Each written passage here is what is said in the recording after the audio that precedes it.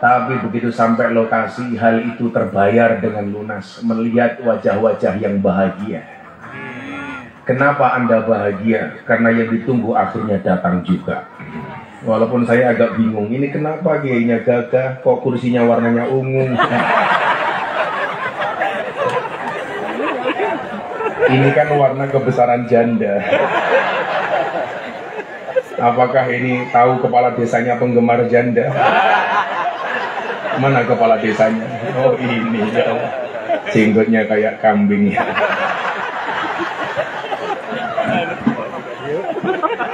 Ibu bapak yang saya muliakan, selalu saja kita menyampaikan bahwa orang sukses itu memahami proses, sementara orang gagal itu banyak protes. Ibnu Athaillah As-Sakandari, penulis kitab hikam, Shahibul Hikam. Saya itu ngefans banget dengan Ibnu Athaillah As-Sakandari. Sampai anak pertama saya kasih nama Athaillah. Kenapa ya? Ada apakah? Hah? Ada mobil? Loh, ini jalan apa lapangan sih? Ini pengajian paling horor sedunia. Baru pengajian mobilnya datang. Ini berarti kalau ada mobil kalian berdiri gitu. Ah, kiri. Ini jalan Pak Lurah. Tutup, aduh. Oh ini jalan loh ini. Ini berarti kalau pengajian sekali pengajian 15 kali ada mobil, berarti berdiri 15 kali.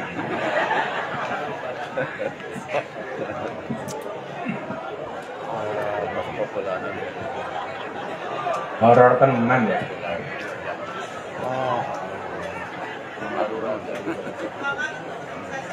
Ini nggak ada jalan lain Pak Lurah? Oh nggak ada. Atau pengajiannya kita bubarkan saja yuk.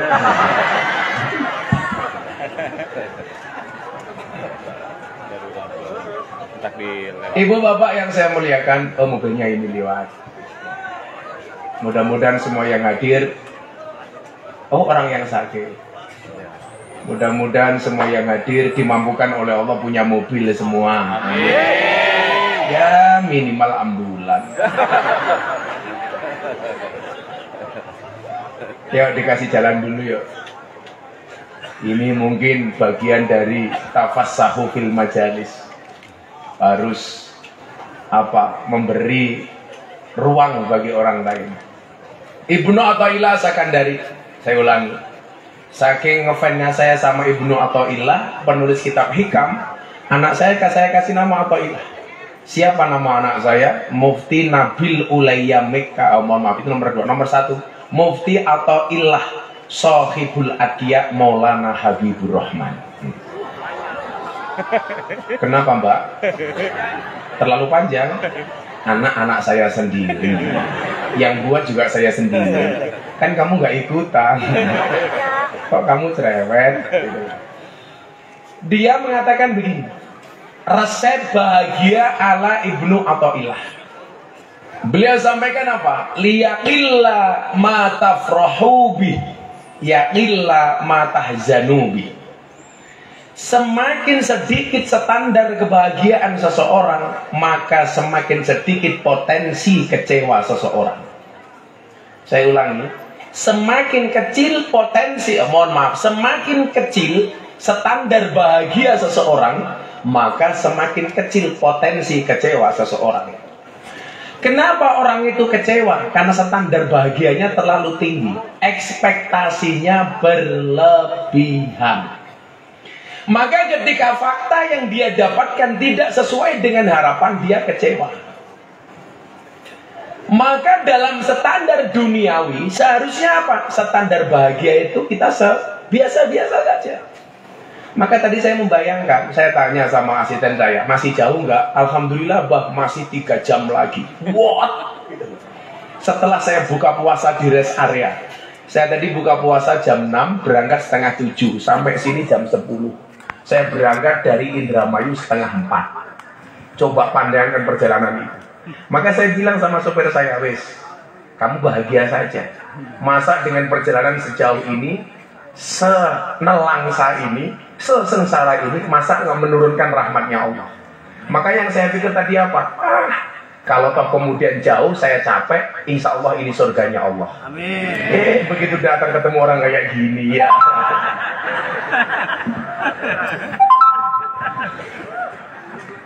Maka standar bahagia itu dibuat minimalis saja. Contoh, bagaimana kemudian banyak seringkali suami itu kecewa. Karena kadang-kadang apa? Ekspektasi kepada istrinya itu berlebih-lebihan. Contoh, kerja pulang. Begitu di tengah perjalanan sang suami membayangkan, saya pulang, istri saya menyambut saya. Sudah dalam keadaan mandi wangi, dandan cantik. Nanti saya buka ruang makan, sudah ada makanan dan minuman yang dihidangkan. Begitu sampai rumah ternyata ketok pintu, istri nggak membukakan pintu. Masuk ruang makan, nggak ada makanan satupun. Begitu masuk ke ruang tidur, istrinya ternyata baru tidur pakai daster sama kukur-kukur silit. Kira-kira suami kecewa apa enggak? Kecewa. Maka standar kita seharusnya biasa-biasa saja. Saya pulang, yang penting istri saya masih hidup, sholatnya masih menghadap kiblat. Ya sudah, nggak usah membayangkan yang lebih dari itu. Maka untuk mendapatkan kebahagiaan menjadi sederhana. Bapak Ibu, saya punya cerita. Saya pulang pengajian jam 2 malam sampai rumah. Kalau sampai rumah, saya nggak akan marah kalau istri saya nggak nyambut pulang. Karena saya tahu, istri saya di rumah tugasnya berat. Ngurusi 400 santri, makan dan minumnya. Sementara saya jarang di rumah. Sehingga kalau saya pulang, saya nggak membayangkan istri saya nyambut. Kalau toh kemudian istri saya nggak buatkan saya minum, saya nggak akan marah. Saya itu slow. Sama istri itu tiap hari guyon Pak, walaupun hanya menggunakan chatting WA.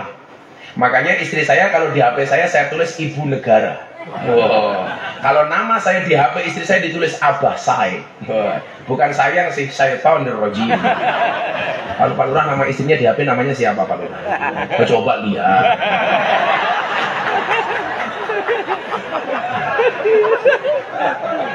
Masa diganti dulu sih? Jujur dong. Wah, ikut-ikutan Ibu Negara. Kadang-kadang suami itu kurang ajar Bu, baru menikah my angel. Wah, bidadariku.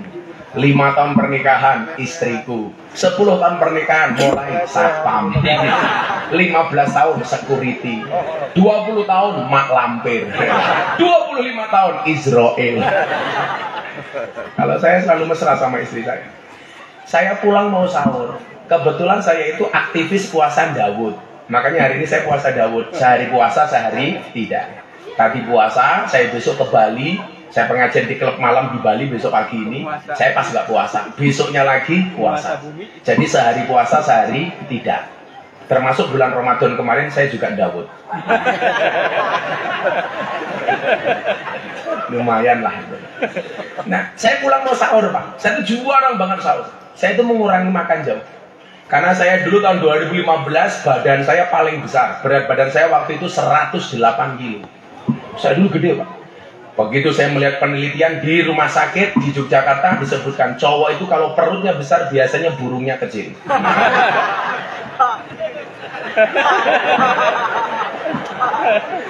Itu penelitian rumah sakit Pak. Bisa benar bisa salah. Jadi kalau kayak Pak Kepala Desa jangan besar-besar. Kalau perutnya besar biasanya burungnya kecil. Gak percaya? Ayo kita sepil. Ya. Akhirnya saya memutuskan untuk mengurangi makan. Saya nggak mengenal diet. Saya menyatakan sesuatu yang dihalalkan Tuhan semuanya boleh dimakan. Ya Yohanes kulu mimma fil ardi halalang thayyibah. Yang nggak boleh itu berlebih-lebihan. Jadi kenapa kok kita itu berlebihan Pak? Kenapa kita gemuk? Karena berlebihan dalam mengkonsumsi gula. Makanya kenapa kalau saya minta kopi, pasti minta kopi yang pahit. Coba kita buktikan kopinya pahit apa manis. Bismillah. Pahit. Kalian tahu kenapa kopinya pahit Mbak? Karena manisnya kamu habiskan. Cuak. Kalau saya minum kopi pasti bilang Pak Kepala Desa. Di dunia ini yang bisa membuat saya cuma 2. 1 kopi, 2 istri. Iya. Cuak. Pelan-pelan Pak Sopir. Nah, saya pulang mau sahur Pak. Karena kebetulan sore saya nggak makan, saya mau sahur. Saya lihat ada sayur asem. Saya itu kalau makan sukanya cuma sayur asem, ikan asin sama sambal. Nggak macam-macam. Jadi kalau saya nginep di hotel bintang 5, bintang 7 punya obat sakit kepala, ya itu yang saya makan. Nah, karena dingin saya panaskan. Saya nggak mau hanya membangunkan istri saya hanya untuk ngurusi sahur saya. Bagi saya itu egois. Sesuatu yang bisa kita lakukan, kenapa harus merepotkan orang lain?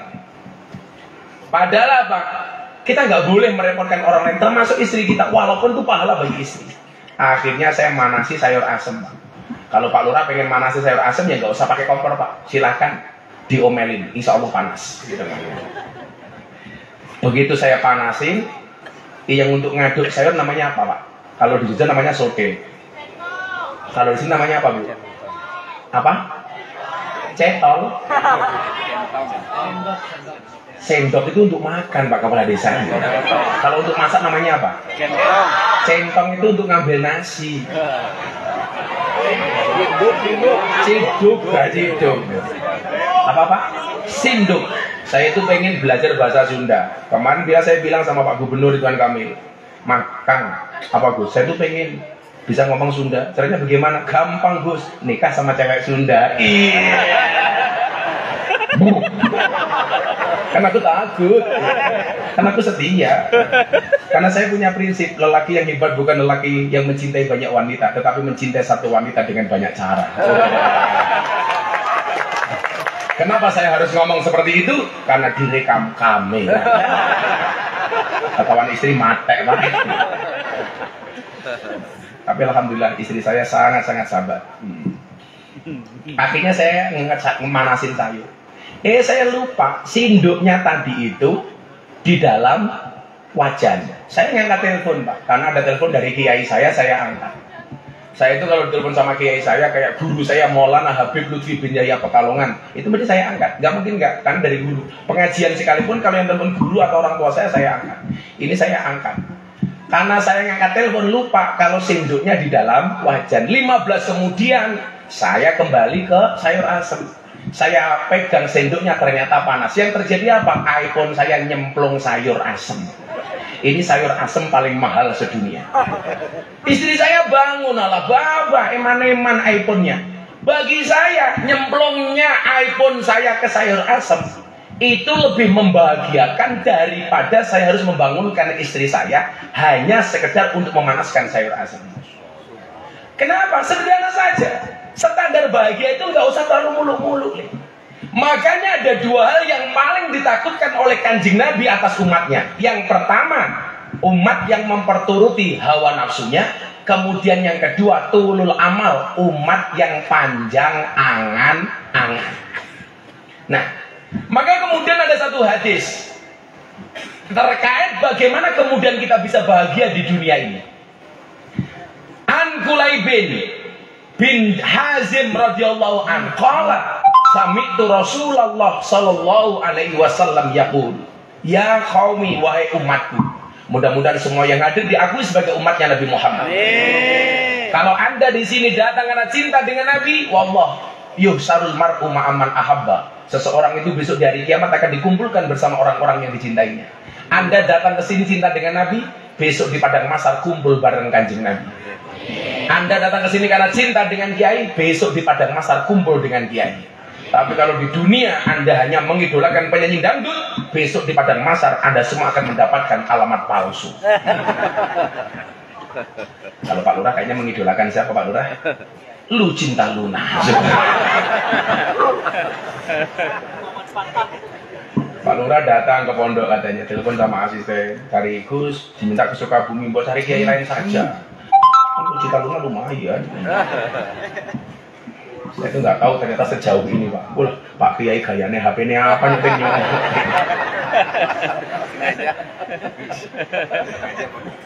HP Nokia jadul nyeting nyok.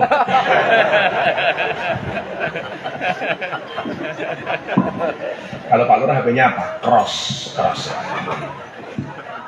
Nah, apa kata Nabi? Utlubul jannata bijuhdikum.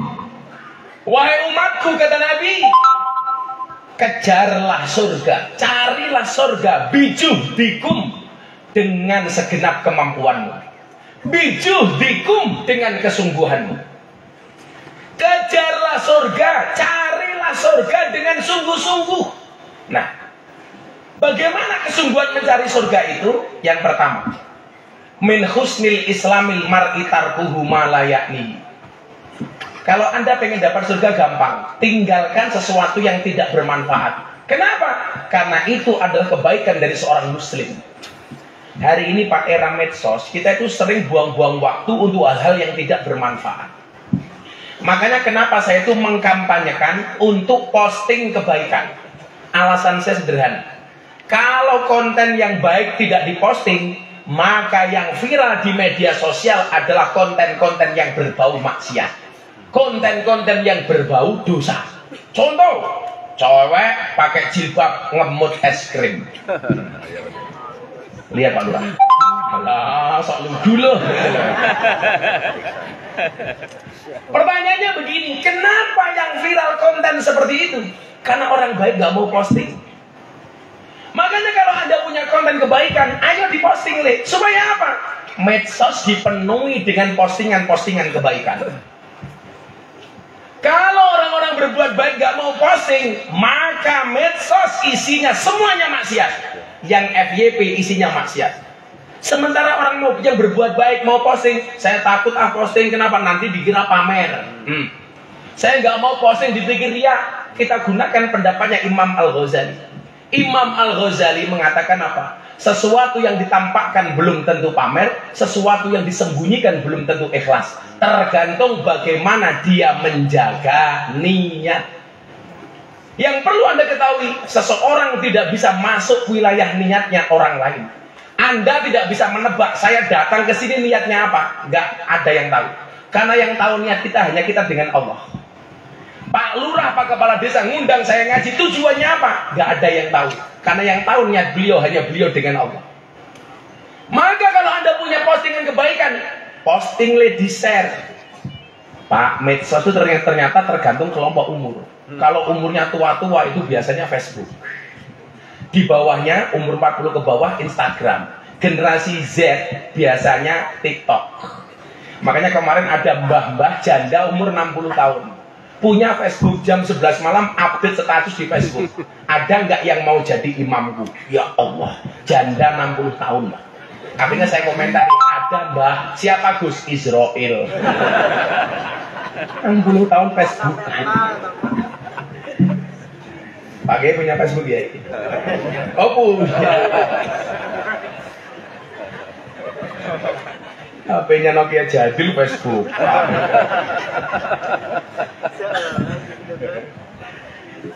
Pak Kiai beli HP ya? Ya udah, Pak Kiai tak subsidi beli HP Pak Kiai yang bagus. Tak kasih uang Pak Kiai. Tak kasih uang Pak Kiai untuk beli HP Pak Kiai. Saya senang kalau ketemu Kiai. Santai Kiai, uang saya banyak Kiai. Kan aku Kiai kaya. Ya iya Kiainya Pak Prabowo gimana? Pak Kiai tak kasih $200 Singapura untuk beli HP Pak Kiai. Apa murah ya? Tanda cinta saya teman murah. Pinjam HP-nya Pak Kiai, pinjam HP-nya Pak Kiai. Masa HP-nya kayak gini?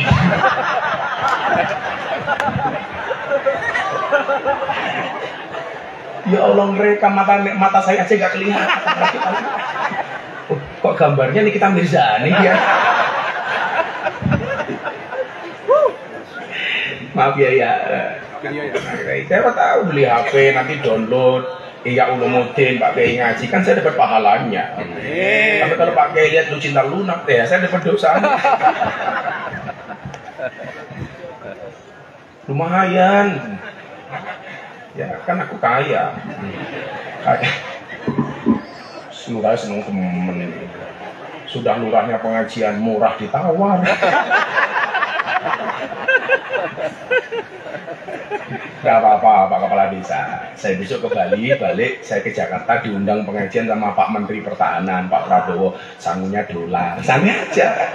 Kalau di sini tipis. Tapi nggak apa-apa Pak Kepala Desa. Saya datang ke desa Curug Kembar atas nama cinta. Cintaku padamu seperti air kencing di dalam kolam renang. Maksudnya apa? Wujudnya tidak nampak tapi hangatnya bisa dirasakan. Nggak percaya? Silakan dicoba. Ya.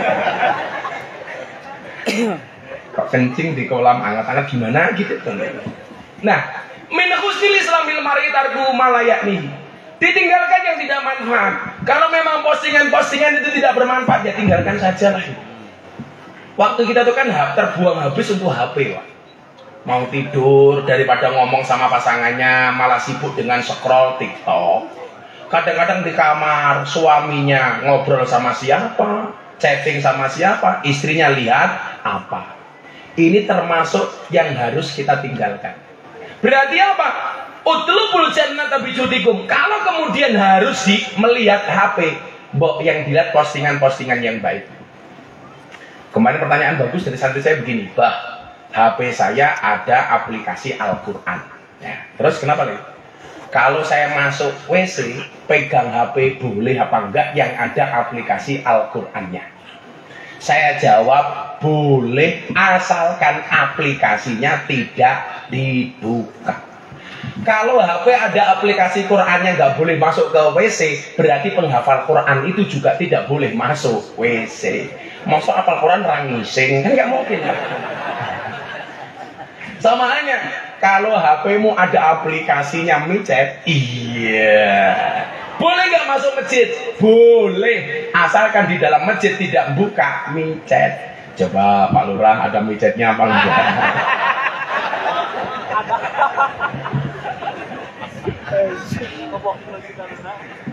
Jangan Bapak Kepala Desa, masa micet? Kan aku jadi ingin. Boleh. Sama halnya begini, ini diskusi menarik soal fikih, Pak. Di dalam toilet itu boleh nggak sih membaca kalimat thayyibah atau membaca doa? Ayo, yang sepanjang yang Anda ketahui, boleh nggak di dalam toilet membaca doa atau kalimat thayyibah? Jawabannya boleh, selama sesuai dengan porsinya. Maka konsep adil itu apa? Wada'u syai'in fi mahalli, meletakkan segala sesuatu pada tempatnya. Contoh, kenapa saya katakan boleh? Doa masuk toilet. Pertanyaan saya, berdoa dulu baru masuk atau masuk dulu baru berdoa? Berdoa dulu baru masuk. Allahumma inni a'udzubika minal khubusi wal khobais. Baru masuk, melangkahlah kaki kiri. Pertanyaan berikutnya, doa keluar toilet. Doa dulu baru keluar atau keluar dulu baru berdoa? Keluar dulu baru berdoa. Kalau keluar dulu baru berdoa itu namanya doa di luar toilet. Yang benar apa? Ya berdoa dulu baru keluar. Berarti membaca doa di WC itu boleh selama sesuai dengan proporsinya. Contoh, boleh nggak membaca kalimat thayyibah di dalam toilet? Boleh. Baru di WC tahu-tahu kepleset. Kita membaca innalillah, boleh apa enggak? Boleh. Daripada kita kepleset malah ngomong kotor. Misuh secara suka bumi apa, Pak? Kalau di Surabaya kan danco gitu. Kalau di sini apa, Pak? Alah, sok imut. Apa Pak Kepala Desa? Misuhnya orang sini gimana? Bangkong. Aduh. Apa? Bangkong celeng gitu ya. Coba lebih diterima di mana? Kepleset baca innalillah atau bangkong celeng? Ayo. Innalillah. Berarti membaca kalimat thayyibah di WC boleh nggak? Boleh, asalkan tidak berlebih-lebihan. Yang nggak boleh itu kalau kepleset membacanya berlebih-lebihan. Alladzina idza asabathum musibah qalu inna lillahi wa inna ilaihi raji'un ulaika alaihim shalawatun min rabbihim wa rahmah wa ulaika humul muhtadun. Inna shafa mereka boleh. Tapi innalillah boleh. Betet belakang nggak boleh itu, Pak. Contoh, kita lagi mandi di kamar mandi yang ada WC-nya. Tahu-tahu ada petir. Biar kita membaca subhanallah, boleh apa enggak? Boleh. Yang enggak boleh itu kalau berlebih-lebih petir. Subhanallah walhamdulillah wala ilaha illallah Allahu akbar. Bledek cangkemmu biar gitu. Boleh-boleh saja gitu. Nah, meninggalkan yang tidak bermanfaat itu bagian dari utlubul jannata bijuhdikum. Kejarlah surga, carilah surga dengan sungguh-sungguh. Anda malah hari ini mau hadir pengajian duduk apa adanya, bahkan gak dapat tiker kayak masnya di depan ini. Kasihan amat. Mas tak kasih minum mas. Oh nggak bisa nangkap ya. Ini mohon maaf, bijuhdikum dengan sungguh-sungguh. Ini tiket surga Pak. Amin. Makanya bapaknya yang pakai serban ini kita doakan masuk surga pertama kali. Amin. Berangkat setelah pengajian. Amin.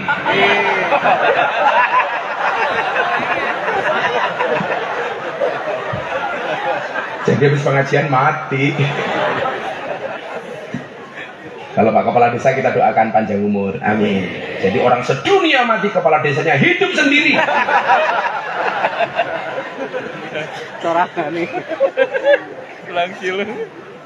Lah termasuk bijuhdikum itu apa? Coba sebelum saya lanjutkan keterangannya kita baca hadisnya lagi.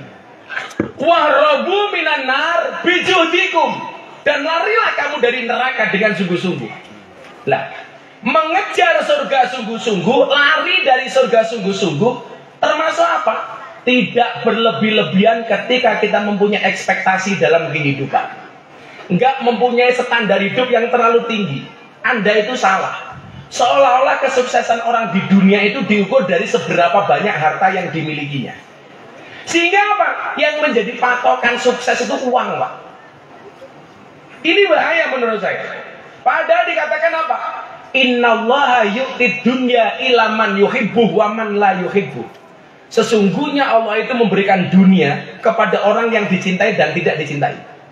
Jadi kalau orang dikasih harta banyak, itu bisa dicintai Allah, bisa tidak dicintai oleh Allah. Tapi dilanjutkan, walakin yu'tid din ila man yuhibbu.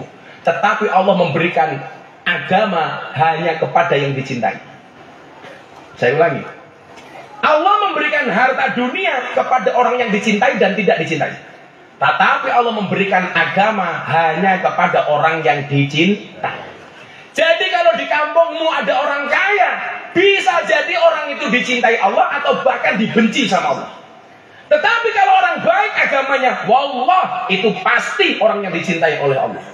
Yang menjadi persoalan adalah standar kita di dunia itu yang dilihat pasti harta. Contoh, ibu-ibu anaknya dilamar sama cowok. Yang ditanyakan pertama kali pasti kerjanya apa, gajinya berapa, kamu sudah punya apa. Jarang kalau dilamar, nah kamu melamar anak saya.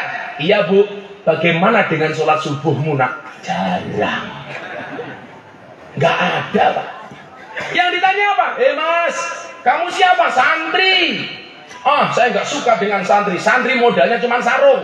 Kamu jawab, Bu, jangan lihat sarungnya, tapi lihat ilmunya. Goblok kok isinya.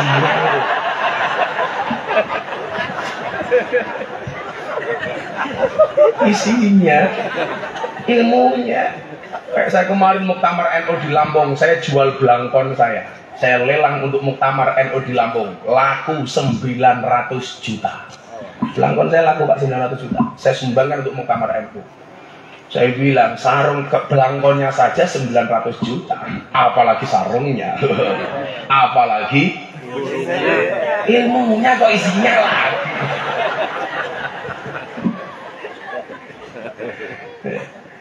Selalu saja standar bahagianya itu uang nih. Maka kemudian apa? Banyak orang yang kemudian menghabiskan waktunya untuk uang. Menghabiskan waktunya untuk uang. Padahal ada perbedaan yang sangat signifikan antara uang dan waktu. Semua orang bisa tahu berapa sisa uangnya. Semua orang tidak pernah tahu berapa sisa waktunya. Banyak orang yang menangis karena kehilangan uang, tapi jarang yang menangis karena kehilangan waktu. Ini bahaya, Pak. Nggak bahaya, tak? Bahaya, Pak Lurah.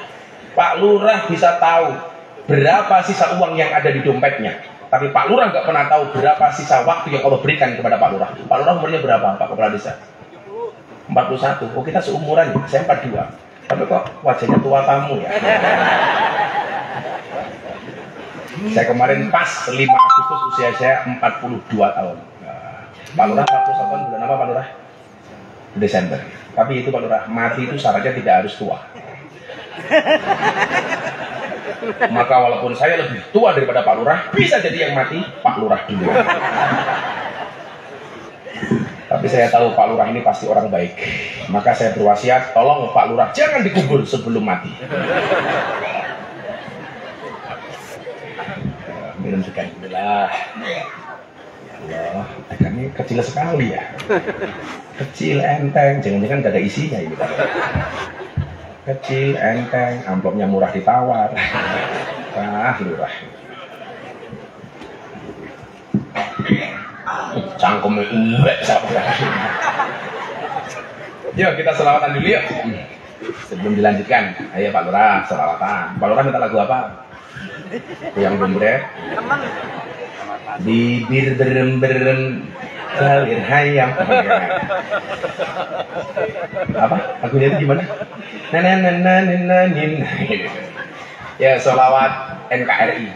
Selawat NKRI. Mudah-mudahan kita semuanya mencintai Indonesia. Amin. Ada hadrohnya nggak ini? Nggak ada. Nggak ada. Miskin amat sih. Kamu gimana sih Pak Kepala Desa? Masa nggak kuat ngundang hadroh?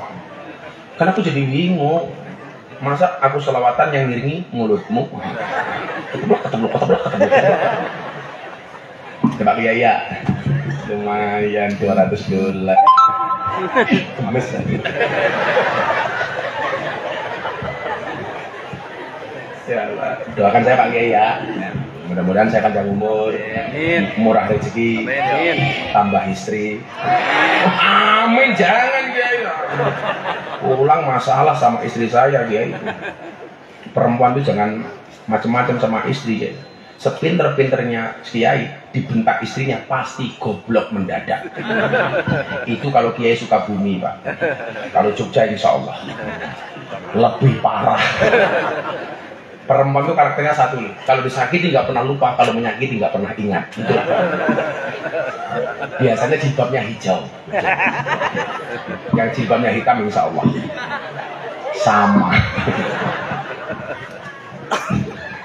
Salatullah salamullah ala toha rasulillah. Salatullah salamullah ala yasin habibillah. Ala yasin habibillah.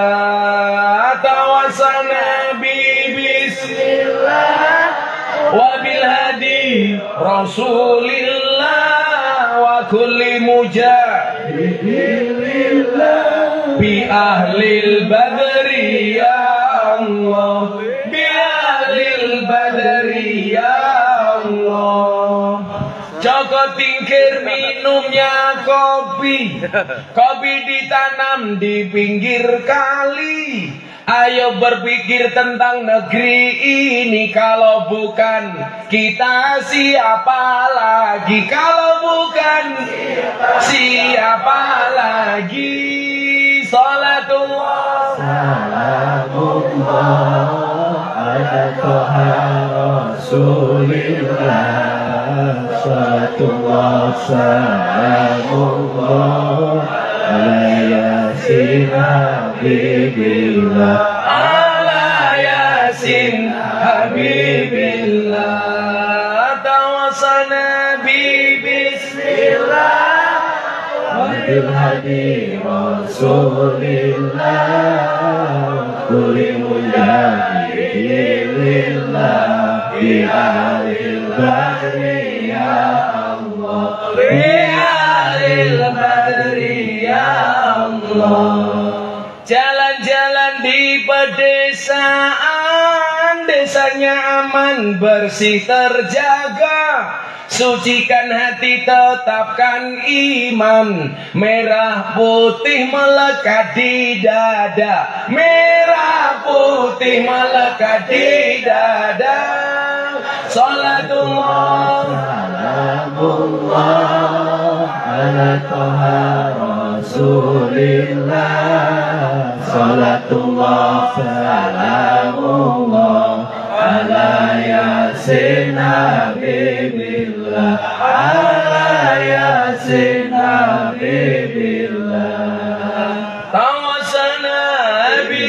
sillah wa bil hadi rasulillah wa kulli mujahidin lillah bi ahlil badri ya Allah, bi ahlil badri ya Allah. Bunga cantik di tepi taman, beragam warna memikat hati. Mari rawat kebinekaan demi keutuhan NKRI, demi keutuhan NKRI. Salatullah salamullah ala Toha Rasulillah. Salatullah salamullah ala Yasin Habibillah, ala Yasin Habibillah. Bismillah wa biladi Rasulillah wa kulli mujahidin lillah bi ahlil badri ya Allah, bi ahlil badri ya Allah. Minum kopi rasanya nikmat, makan roti dicampur ketela. Mari ngaji dan bersolawat dari Sukabumi untuk Indo.